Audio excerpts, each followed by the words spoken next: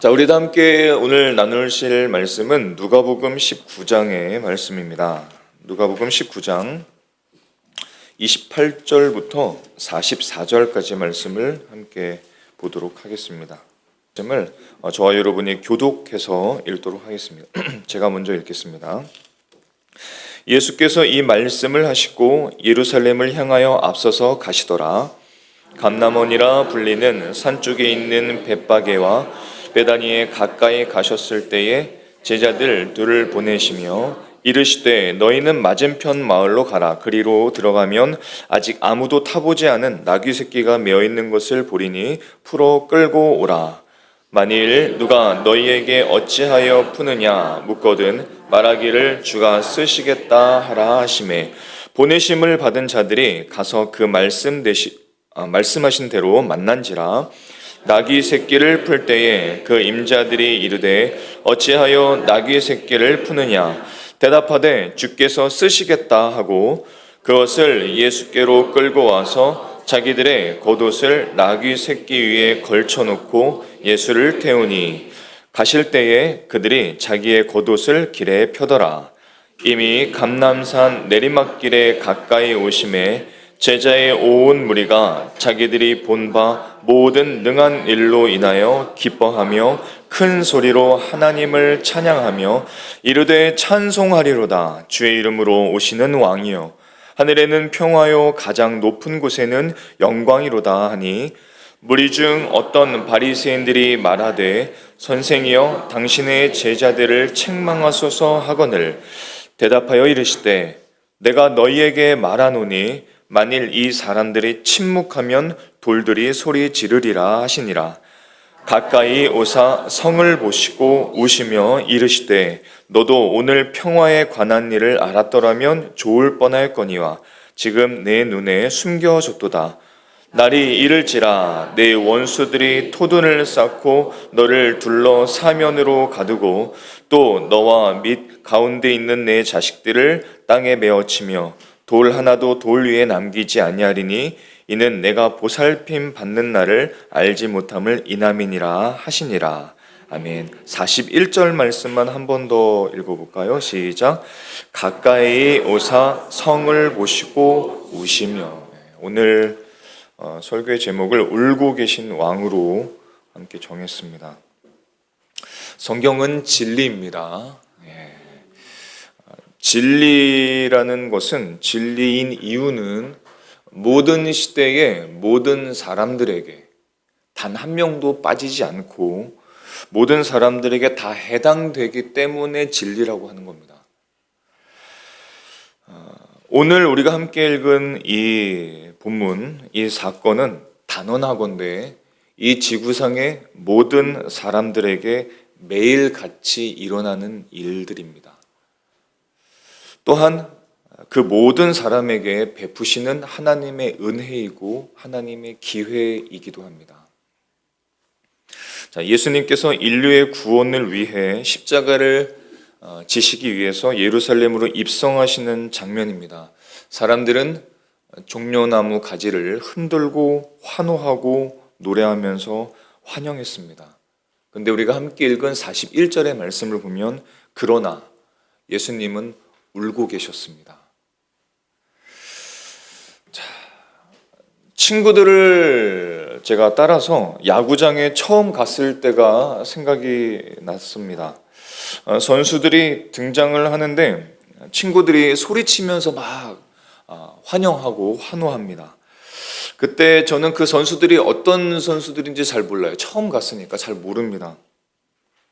그런데 친구들이 함성을 지르고 막 소리를 지르니까 어떻게 하겠어요? 저도 따라서 막 환호하고 소리를 칩니다. 정작 어떤 선수인지는 모르지만 열정적으로 환영한 거예요. 누군지도 모르는데 그냥 환영하는 겁니다. 막 좋아하는 거예요. 자, 4번 타자가 등장했습니다. 4번 타자는 그 팀에서 가장 잘 치는 사람이죠. 친구들과 저는 그 타자가 홈런 치기를 기대하면서 홈런을 외쳤습니다. 홈런을 외쳤어요. 자, 2 스트라이크 3볼 꽉 찼습니다. 친구들과 저는 그가 이 마지막 상황 속에서 홈런을 쳐서 역전하기를 기대했습니다. 자, 그런데 헛스윙, 홈런이 아니라 헛스윙을 당하고 삼진을 당했습니다. 순식간에 분위기가 바뀌었습니다. 조금 전까지 그 타자를 향했던 환호는 사라지고 탄성이 들리고 욕이 들리고 심지어 술에 취한 어떤 사람들은 술병을 던지기 시작했습니다. 지금이랑은 분위기가 완전히 달랐던 그런 시절이었죠. 조금 전까지 그 이름을 외치고 응원가를 부르고 환호하고 기대했지만 순간 그 모든 열망이 분노로 바뀌었습니다. 왜 그렇게 되었을까요? 내가 기대한 모습이 아니었기 때문이죠. 자, 여러분은 예수님을 믿고 어떤 삶이 되기를 기대하십니까? 자, 교회 공동체에 오셔서 교회의 생활을 하고 청지기 생활을 하고 신앙 생활을 하면서 어떤 기대를 갖고 하십니까? 그 기대는 하나님의 기대와 맞습니까? 같습니까? 혹시 그 기대가 이루어지지 않으면 관중들처럼 환호가 분노로 바뀌고 화로 바뀌고 원망으로 바뀌지는 않습니까? 예수님께서 십자가를 지시기 위해서 예루살렘 성에 입성하실 때 사람들은 호샤나, 히브리어로 호샤나라고 합니다. 호산나라고 말하겠죠. 호산나 하면서 사람들은 예수님을 향해서 함성을 지르고 외쳤습니다. 누가복음 19장 38절의 말씀을 보면 이렇습니다. 우리 큰 소리로 한번 같이 읽어볼까요? 자, 시작. 찬송하리로다. 주의 이름으로 오시는 왕이여, 하늘에는 평화여, 가장 높은 곳에는 영광이로다. 아멘. 마태복음 21장 같은 사건을 기록하고 있는 이 말씀을 보면 이렇습니다. 앞에서 가고 뒤에서 따르는 무리가 소리 높여 이르되 호산나 다윗의 자손이여 찬송하리로다. 주의 이름으로 오시는 이여 가장 높은 곳에서 호산나 하더라. 이 광경은 우리가 쉽게 상상할 수 있는 광경은 아닙니다. 여러분들이 겪었고 경험하고 보았던 환호의 어떤 그 장면보다 더 큰 환호라고 생각하시면 됩니다. 사람들은 예수님을 왕으로 환영했습니다. 자, 그런데 며칠 후에 그들은 분노에 가득 찬 소리로 이번에 또 외칩니다. 누가복음 23장 21절의 말씀을 보면 이렇습니다. 그들은 소리질러 이르되 그를 십자가에 못 박으라. 며칠 전까지만 해도 예수님을 환영했던 왕으로 모셨던 그 사람들이, 그 똑같은 사람들이 이번엔 예수님을 향해서 십자가, 죽음, 처형을 외칩니다. 분노에 가득 차 있습니다. 그리고 그들은 십자가에 못 박힌 예수님을 결국은 떠납니다. 왜 그랬을까요? 자신들이 기대한 왕이 아니었기 때문에 그렇습니다. 자, 이런 환호와 분노 사이에서 예수님께서는 어떤 모습을 우리에게 보여주셨냐면 우리가 마지막으로 한 번 더 읽었던 누가복음 19장 41절의 말씀입니다. 가까이 오사 성을 보시고 우셨다고 말씀합니다. 예수님이 울고 계십니다. 사람들은 환호하고 소리치며 호산나를 찬송을 하고 찬양을 하는데 예수님은 그 사람들을 보면서 예루살렘 성을 보면서 우셨습니다. 주님이 왜 우셨습니까? 그 예수님의 눈물은 지금 저와 여러분과 무슨 상관이 있겠습니까? 오늘 이 사건이 본문이 우리에게 보여주시는 가장 큰 메시지는 첫 번째 이것입니다. 우리가 원하는 왕과 정작 우리에게 필요한 왕은 다르다는 겁니다. 자, 예수님께서 예루살렘에 입성하실 때 우리가 보기엔 좀 이상한 모습으로 입성을 하시는데 왕이 나귀를 타고 입성을 하세요.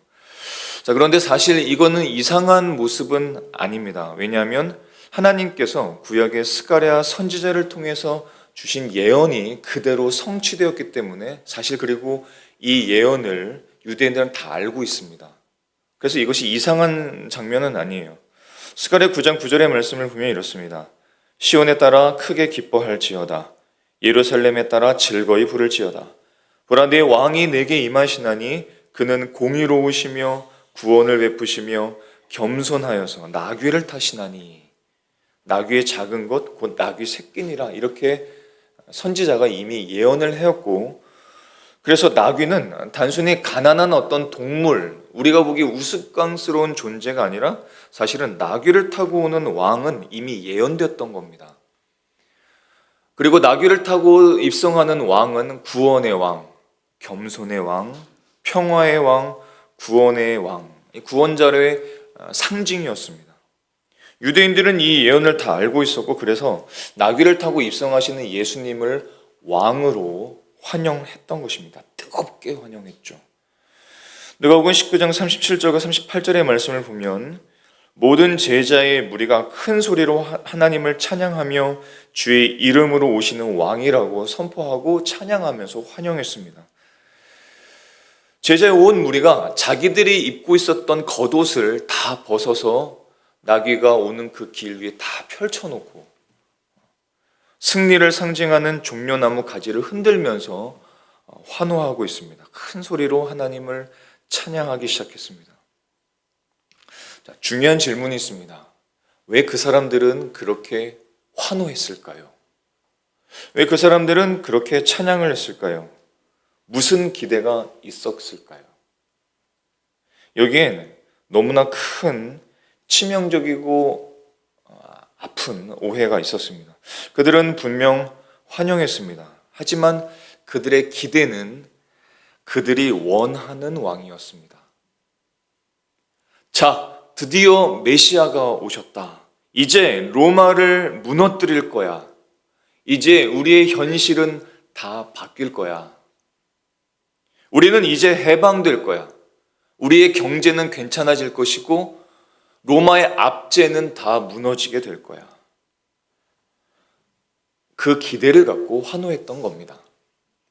그들이 원한 왕은 어떤 왕이냐면 로마를 무너뜨리고 이스라엘을 로마로부터 정치와 모든 경제를 회복시켜줄 왕, 그들의 삶의 어떤 고통을 해결시켜줄 왕, 자신의 삶을 편하게 해줄 왕, 내 마음에 좀 안식을 줄 왕, 고난 없는 영광, 그것을 기대하면서 그 왕을 환영했던 것입니다. 하지만 정작 그들에게 필요한 왕은 그런 왕이 아니었습니다. 그들에게 필요한 왕은 정치와 경제를 해방시켜주고 좀 살만한 세상을 만들어주는 그런 왕이 아니었습니다. 그들에게 정말로 필요했던 왕은 훨씬 더 중요하고 정말로 영원한 문제를 해결시켜줄 왕이 필요했던 것입니다. 훨씬 더 중요하고 영원한 문제, 죄와 사망에서 해방시켜줄 왕, 영혼을 죄와 사망에서 건지실 왕, 눌린 그 모든 영적인 문제들을 풀어줄 왕, 해방시켜줄 왕, 그 왕이 사실은 필요했던 것입니다. 예수님은 분명 왕이시고 그는 분명 왕위에 오르시겠지만 권력과 힘으로 정치와 경제로 오르실 것이 아니라 십자가로 오르실 분이기 때문입니다. 십자가의 죽음 그리고 부활로 왕위에 오르실 분이지 정치와 경제로 권력과 말과 창과 방패로 오르실 왕이 아니었기 때문입니다. 예수님은 우리가 원하는 왕이 아니라 우리에게 반드시 필요한 왕으로 오신 것입니다. 예수님은 우리의 환경을 바꾸러 오신 분이 아닙니다. 예수님은 우리의 가장 큰 문제인 죄를 해결하려 오신 분이십니다. 여러분, 예수님은 내 인생을 도와주려고 오신 분이 아니에요. 예수님은 내 삶의 왕이 되어 주시기 위해서 오신 분이십니다. 왜 그럴까요? 왜냐하면 인생의 모든 왕이 사실 자기가 아닙니다. 성경의 말씀을 따르자면 인생의 진짜 왕은, 지금까지 왕은 사단, 죄, 어둠의 권세가 삶의 왕이었기 때문입니다. 그래서 예수님께서는 그 가짜 왕들을 부수시고 그 왕위에 오르셔서 우리를 통치하시고 우리를 사랑하시고 우리를 영생으로 이끌기 위해서 이 땅에 오신 것입니다. 그래서 예수님을 왕으로 모실 때 우리는 사단의 권세, 죄의 권세, 어둠의 권세가 다 물러나가게 되는 것입니다. 많은 사람들이 하나님의 은혜와 인도하심으로 교회 공동체에 옵니다. 자신들의 어떤 의지로 온 것 같지만 사실은 하나님의 은혜로 교회로 오죠. 공동체에 오게 됩니다. 예배하고 예수님을 환영합니다. 즐거워하고 찬양합니다.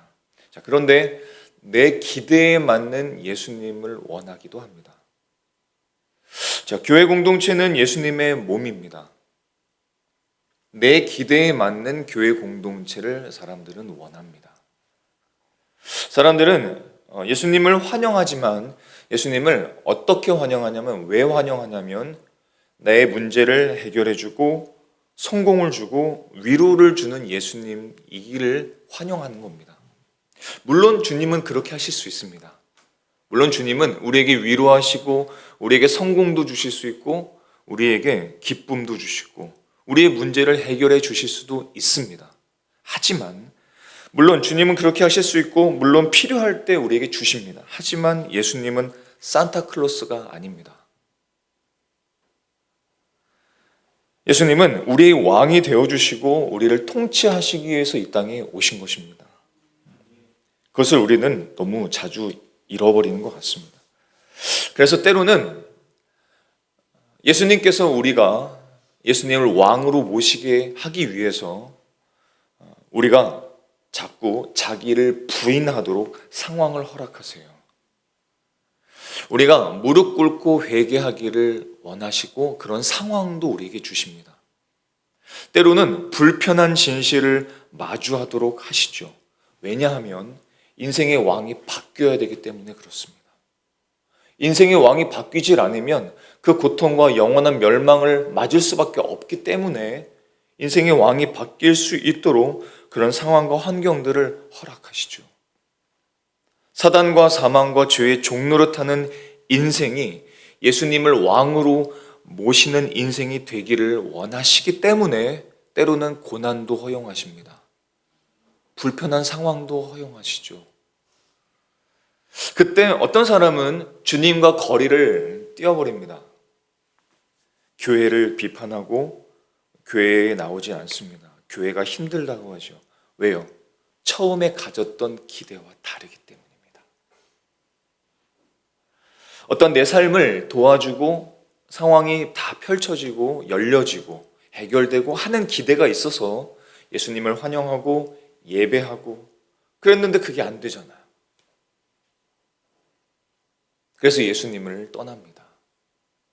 예수님의 몸된 교회 공동체를 떠나기도 합니다.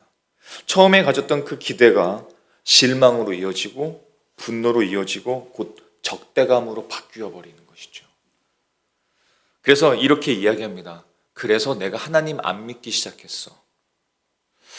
그 정도면 달라질 줄 알았는데 내가 이렇게 예배하고 이렇게 하나님께 드리고 내 것을 좀 드리면 하나님이 이 모든 것들을 해결해 줄 줄 알았는데 그렇지 않네. 교회가 이럴 줄 몰랐어. 이 모습은 당시 오늘 말씀에 기록된 이 군중들의 태도의 변화와 똑같지 않습니까? 환호했지만 분노로 바뀌어서 십자가에 못 박으라 말한 군중들과 똑같지 않습니까? 그런 모습을 주님께서는 알고 계셨고 주님께서는 그 모습을 통해서 어떻게 하셨습니까? 그리고 주님은 이 시대에 그런 사람들을 보면서 어떠하실까요? 오늘 말씀은 우리에게 이렇게 말씀하십니다. 주님은 울고 계셨습니다. 주님은 지금도 울고 계십니다. 안타까워하셔서. 사람들은 환호하고 있습니다. 근데 예수님은 지금 울고 계세요. 왜 우십니까? 예수님께서 우시면서 예루살렘 성과 예수님을 환영하는 사람들을 보면서 이렇게 말씀하십니다. 42절의 말씀을 함께 읽어보겠습니다. 새한글 성경 버전까지 함께 읽겠습니다. 너도 오늘 평화에 관한 일을 알았더라면 좋을 뻔하였거니와 이 날에 너도 평화에 도움될 일들을 알았더라면 그러나 지금 너의 두 눈에는 감추어져 있구나. 이 말씀을 하시면서 우셨습니다. 무슨 말이에요? 진정한 평화, 사람들에게 필요한 진정한 평화, 저와 여러분에게 필요한 진정한 평화를 모르고 있다는 겁니다. 알지를 못한다는 거예요. 두 눈에는 감추어졌다라는 것은 두 눈을 보지를 못하고 있다는 겁니다. 그래서 안타까워하셔서 그래서 우시고 계셨던 겁니다. 예수님은 사람들이 진정한 평화를 알기를 원하셨습니다. 그 사람들에게, 군중들에게 필요한 진정한 평화라는 것은 단순한 정치와 경제의 구원이 아니었습니다. 그 사람들에게 진정으로 필요했던 것은 영혼의 구원, 하나님과의 화목함, 하나님과의 무너졌던 그 관계가 회복되는 것, 하나님과의 친밀함, 하나님을 향한 사랑, 하나님을 향한 갈망과 열망, 그것이 회복되기를 원했고 그것이 그 사람들에게 필요했던 진정한 평화였습니다. 근데 사람들은 모른 거예요. 그리고 그 평화를 얻을 기회가 주어졌습니다. 왜요? 예수님께서 오셨으니까요. 예수님께서 말씀하셨으니까요. 하나님 나라를 선포하셨으니까요. 기적을 베풀어 주셔서 내가 진정으로 너에게 필요한 평화이고 평화의 왕이고 너희들에게 필요한 구원이다라는 것을 가르쳐 주셨습니다. 근데 사람들은 끝끝내 그것을 거부했습니다. 거절했습니다. 자신들이 기대했던 왕만 생각했어요. 평화를 얻을 기회가 있었지만, 진정한 기회가 있었지만 그 기회를 스스로 거부했던 겁니다. 그것을 깨닫지 못했고 두 눈이 어두워졌습니다. 그래서 예수님께서 우셨던 겁니다. 예수님을 환호했던 그 사람들은 예수님이 베푸신 놀라운 기적들을 체험했습니다. 복음을 들었고 하나님 나라의 말씀을 선포를 받았습니다. 들었습니다. 예수가 그리스도라는 것도 삶의 구주라는 것도 들었습니다. 다 들었어요. 그런데 그 진리를 볼 수 없을 만큼, 들을 수 없을 만큼, 깨달을 수 없을 만큼 그들의 마음은 완고했습니다. 그 마음은 딱딱했습니다. 그 기회를 걷어차 버렸습니다. 두 눈에 감추어졌다는 뜻은 영적인 눈이 가리워졌다는 뜻입니다. 그들은 메시아가 바로 앞에 있지만 그분의 말씀을 직접 두 귀로 들었지만 마음으로 들었지만 예수님을 알아보지 못하고 있었습니다. 그래서 예수님은 우셨습니다. 구원의 기회가 있었지만 깨닫지 못하고 비극을 스스로 자초하고 있는 사람들을 보시면서 우신 겁니다. 영적인 무지, 영적인 어리석음을 향한 예수님의 깊은 슬픔 때문에 주님은 우셨습니다. 군중들은 예수님을 거부하지 않는 것처럼 보였습니다. 환호했고 찬양했습니다. 하지만 실제로는 예수님을 거부했습니다. 지금도 그 눈이 가려진 상태는 계속되고 있습니다. 오늘날 사람들도 저와 여러분도 평화를 원합니다. 평화를 원하시죠. 불안 없이 살기를 원하고 있고 관계가 다 좋기를 원하고 편안해지기를 원하고 삶이 안정되기를 원합니다. 그래서 더 많은 안정이라든지 안전이라든지 소유라든지 그런 것들을 원하죠. 그러나 주님께서 기대하시고 우리에게 주시기를 원하시는 평화는 1차적으로 그런 것이 아닙니다. 하나님과의 관계가 먼저 회복되는 것이고 하나님을 사랑하고 하나님의 말씀이 우리에게 진리가 되고 생명이 되기를 원하시는 것입니다. 즉 사람들은 평화를 원하지만 그 평화가 진짜 무엇인지를 잘 모른다는 거예요. 그래서 이미 알고 있다고 생각하고 내 방식대로 이해하려고 하고 불편한 진실은 피하고 내가 죄인이라는 생각을 버리고 나는 괜찮다라고 생각하고 예수님을 그저 내 삶을 도와주는 어떤 도구로 생각하는 겁니다.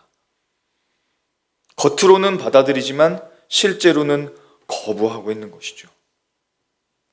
주님께서는 눈물을 흘리시면서 너희들이 진정한 평화를 모르고 있구나 탄식하시면서 하지만 그러나 43절과 44절의 말씀을 보면 예수님을 거부했을 때의 그 결과도 말씀하십니다.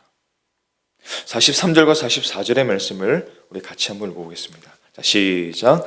날이 이를지라 내 원수들이 토둔을 쌓고 너를 둘러 사면으로 가두고 또 너와 및 그 가운데 있는 내 자식들을 땅에 메어치며 돌 하나도 돌 위에 남기지 아니하리니 이는 내가 보살핌 받는 날을 알지 못함을 인함이니라 하시니라. 이 말씀들을 한번 잘 보십시오. 네 원수들이 성을 쌓고 큰 토둔을 쌓고 너를 둘러 사면으로 가두게 될 것이다. 너와 및 가운데 있는 네 자식들을 땅에 메어치게 될 것이다. 그 원수들이 우리의 자식들을 메어치게 될 것이다. 죽이게 될 것이다. 멸망하게 될 것이다. 쓰러지게 될 것이다. 돌 하나도 돌 위에 남겨지지 않고 다 무너지게 될 것이다. 너는 보살핌이 필요하지만 그 보살핌을 받는 것을 경험하지 못하게 될 것이다. 그리고 실제 이 일은 AD 70년에 예수님이 우시면서 바라보셨던 그 예루살렘 성은 실제로 함락됩니다. 완전히 무너져 버립니다. 성전은 파괴되어 버립니다. 돌 하나도 돌 위에 남겨지지 않고 실제로 역사 속에서 이루어졌습니다. 주님께서 이 말씀을 왜 하셨을까요? 멸망시키기 위해서 하셨을까요? 반대입니다. 반대입니다. 주님께서 이런 말씀을 주실 때에는 그 반대를 기대하시는 겁니다. 저는 지금 제가 드리는 이 말을 우리 모두가 깨닫기를 소망합니다. 예수님은 우리가 그냥 좋아할 수 있는 분이 아닙니다. 예수님을 왕으로 모시든지 아니면 예수님을 거부하든지 둘 중에 하나입니다. 둘 중에 하나입니다. 중립은 없습니다. 마태복음 12장 30절의 말씀을 보면 이렇게 말씀하시죠. 나와 함께 아니하는 자는 나를 반대하는 자요. 나와 함께 모으지 아니한 자는 해치는 자니라. 결정을 미루는 것도 이미 또 하나의 거부의 결정입니다. 사랑하는 성도 여러분, 예배자 여러분, 오늘의 말씀은 기독교의 어떤 횡포라든지 아니면 독선적인 선포가 결코 아닙니다. 저 또한 이런 말씀을 교회의 독선적이고 배타적인 말로 들었던 사람이었기도 합니다. 그런 시절이 있었죠. 에이, 뭐 기독교 가면, 교회 가면 왜 꼭 이렇게 중립이 없다고 말하는 거야? 왜 천국이 아니면 지옥이라고 말하는 거야? 카톨릭처럼, 불교처럼, 다른 종교처럼 좀 포용해주고 용서해주고 안아주면 그게 사랑이지, 그게 공이지. 근데 나중에 보니까 그 생각은 어떤 생각이냐면 예수님을 그저 로마에서 해방시켜줄 왕쯤으로 생각하는 것과 똑같았습니다. 그리고 예수님을 향해서 환호했던 그 사람들이 결국은 거부하고 예수님을 십자가에 못 박으라고 분노하며 외쳤던 것과 똑같았습니다. 여러분, 오늘 주시는 이 말씀, 예수님의 경고, 예수님의 이 말씀은 우리에게 명령이라든지 아니면 정죄하는 말씀이 아닙니다. 이 말씀은 우리의 삶을 제대로 보게 하는 진단입니다. 진단입니다. 지금 예수님은 어떻게 말씀하시는 것이냐면 이렇게 말씀하시는 겁니다. 너희는 원래 하나님과 단절된 상태다. 너희는 원래 지금 지옥길을 가고 있는 중이다. 하나님을 떠나 있는 상태다. 이렇게 말씀하시는 거예요. 사람들은 이렇게 생각합니다. 피켓을 들고 전도하고 이러면은 예수님을 어떠한 분으로 보게 되면은 야, 나를 안 따르면 지옥을 줄 거야. 나를 따르면 천국을 줄 거야. 이런 분으로 오해합니다. 굉장한 오해죠. 이건 오해입니다. 예수님께서 이렇게 말씀하시는 것은 이런 뜻입니다. 너희는 이미 지옥으로 정해져 있는 상태라는 겁니다. 그런데 그 상태에서 내가 너를 구원해 주겠다는 뜻입니다. 완전 다른 거예요. 사람들은 오해하기 때문에 교회에 나오지 않습니다. 이미 하나님과 떨어져 있는 상태를 구원해 줄 예수님으로 보지를 않습니다. 너희는 이미 지옥으로 정해져 있고 이미 나와 떨어져 있는 상태이지만, 너희들이 이미 나를 거부했지만, 멀어져 있지만, 지옥으로 멸망으로 정해져 있는 상태이지만 내가 너를 위해서 십자가를 지고 구원해 주겠다는 예수님의 말씀입니다. 그러니 그 상태에서 돌아오라는 말씀입니다. 다시 생명을 얻으라는 초대이십니다. 예수님은 우리가 가져야 할 유일한 생명이십니다. 예수님은 우리가 가져야 될 유일한 소망이십니다. 지금 예수님을 보세요. 예수님은 화내지 않으십니다. 그들이 나중에 분명 거부할 것을 아시지만 그들을 정죄하지 않으십니다. 화내지 않으십니다. 분노하지 않으십니다. 그냥 아파하십니다. 안타까워하십니다. 그리고 우십니다. 그리고 예수님은 우시면서 지금 어디로 가십니까? 십자가로 가고 계십니다. 자기를 거부할 것을 아시면서도 그들을 위해서 십자가로 걸어가고 계십니다. 십자가에 못 박으라 라고 말하면서 분노하고 예수님을 거부하고 거절할 것을 아시면서도 예수님께서는 그 십자가 언덕으로 걸어가고 계십니다. 그리고 십자가에 달리시고 십자가 위에서 이렇게 말씀하셨습니다. 누가복음 23장 34절의 말씀을 보면 아버지여 저들을 사하여 주옵소서, 용서하여 주옵소서, 자기들이 하는 것을 알지 못합니다. 사랑하는 성도 여러분, 예배자 여러분, 종려주일은 단순한 기념일이 아닙니다. 결단의 날입니다. 예수님은 지금도 우리를 보시면서 말씀하시는 겁니다. 오늘 3월 29일 이 11시 예배 때 오늘 이 시간에 알게 되면 좋을 텐데, 알게 되면 좋을 텐데, 오늘 이 시간에 나의 음성을 듣고 그 고집을 내려놓으면 좋을 텐데, 오늘 나를 받아들이면 좋을 텐데, 오늘 하나님의 말씀이 들리는 그 순간, 이 순간이 은혜의 기회인 줄 믿으시길 바랍니다. 고린도서 6장 2절의 말씀을 보면 보라 지금은 은혜 받을 만한 때요, 보라 지금은 구원의 날이로다. 예루살렘과 예수님을 환영했던 사람들은 이것을 놓쳤습니다. 그 기회를 놓쳤습니다. 예수님께서 흘리신 눈물은 오늘날 우리를 향하신 눈물이기도 합니다. 오늘부터 한 주간은 고난주간이죠. 이 고난주간 가운데 예수님의 눈물을 깊게 묵상하실 수 있기를 축복합니다. 십자가를 바라보실 수 있기를 축복합니다. 그 눈물과 그 사랑을 다시 붙드는 기간이 되기를 소망합니다. 마가복음 10장 45절엔 인자가 온 것은 자기 목숨을 많은 사람의 대속물로 주려 함이라. 예수님은 누구이십니까? 좋은 분이셨습니까? 선지자였습니까? 위대한 스승이었습니까? 아닙니다. 예수님은 우리의 왕이십니다. 그래서 선택은 단순합니다. 그분을 왕으로 모시든지 아니면 거부하든지, 중간은 없습니다. 어떤 사람은 이렇게 생각할 수 있습니다. 이번 주까지만 좀 생각해 볼게요. 제가 조금 더 생각해 볼게요. 하지만 성경은 이렇게 말씀하시죠. 히브리서 3장 15절의 말씀을 보면 오늘 너희가 그의 음성을 듣거든 마음을 완고하게 하지 말라. 지금이 기회이고 지금이 은혜의 때인 줄 믿습니다.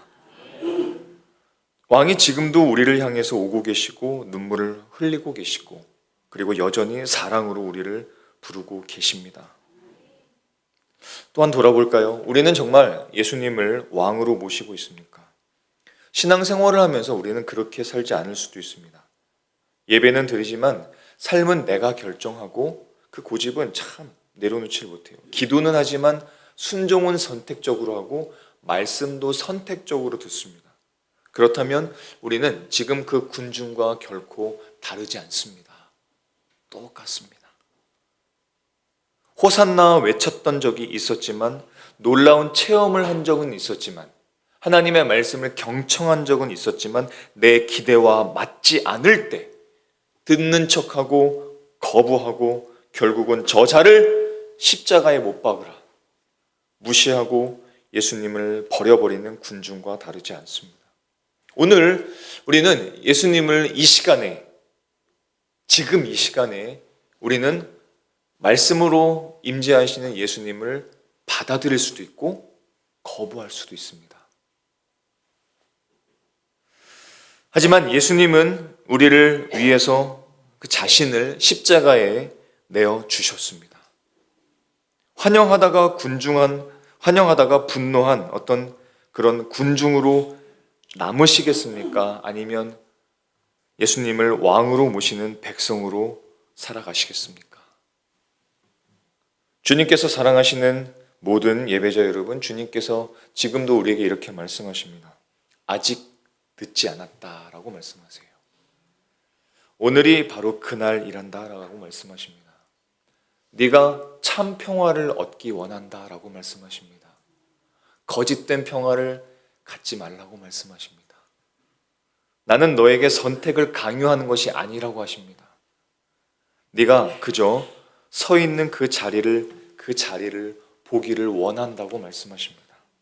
그리고 그 아픈 자리, 연약한 자리, 고집된 그 자리에서 나오라고 말씀하십니다. 그리고 말씀하십니다. 내가 너의 왕이 되기를 원한다라고 말씀하시고 내가 너를 통치하면 괜찮다라고 말씀하십니다. 예수님은 우리의 왕으로 오셨습니다. 예수님은 우리의 삶의 중심이 되기를 원하십니다. 그 삶이 가장 아름다운 삶입니다. 영화롭고 존귀한 삶입니다. 예수님을 우리의 인생의 왕으로 모시고 구주로 모시고 진정한 평화를 누리고 기쁘고 행복한 저와 여러분의 삶이 되실 수 있기를 예수님의 이름으로 축원합니다. 그러한 한 주간의 삶이 되기를 소망합니다. 아멘. 기도하시겠습니다.